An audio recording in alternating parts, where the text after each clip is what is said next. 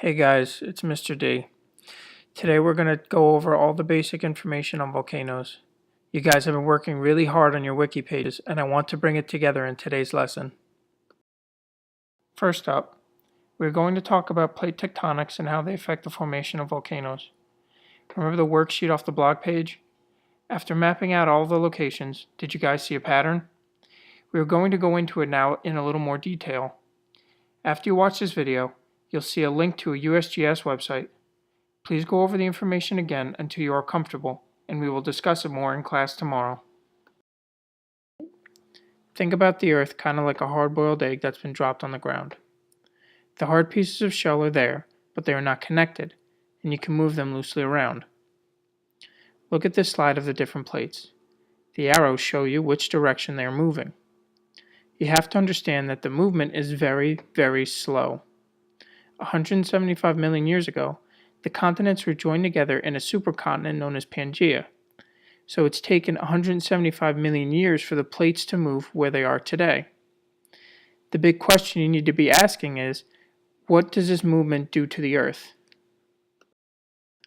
On this slide, we're going to be talking about a divergent plate boundary. Oh, and as a quick side note, please make sure that as we're going through the lesson, you are taking notes of any vocab words. Anything you're not understanding, please stop the video and look it up. At the end of the video, I have attached a vocab sheet, and I would like it to be filled out before class tomorrow so that we can discuss it. Back on topic, a divergent plate boundary is when the plates are moving away from each other. During a divergent plate boundary, hot magma from the mantle is rising through the lithosphere because it is less dense.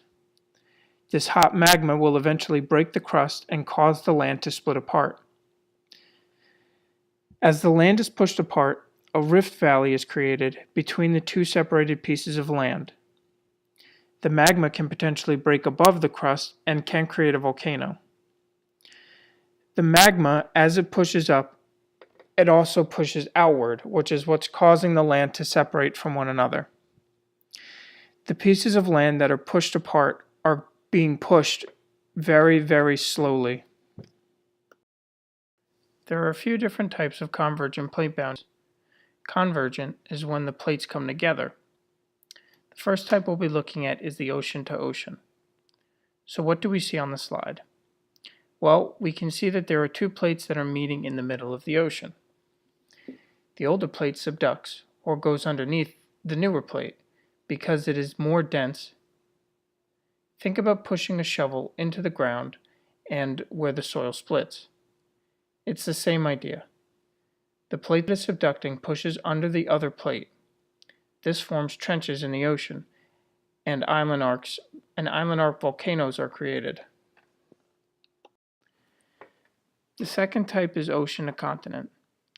This is where the oceanic plate subducts under the continental plate because it is more dense. This movement can cause both volcanoes and earthquakes on the surface above the subduction zone. See in the slide how a volcanic arc forms along the ocean? Think back to your mapping worksheet and the patterns that came up. Did you notice the long string of volcanoes along the ocean to continental borders? The last type is continent to continent. Both plates are not dense enough to sink, so they jam against each other and the land rises up.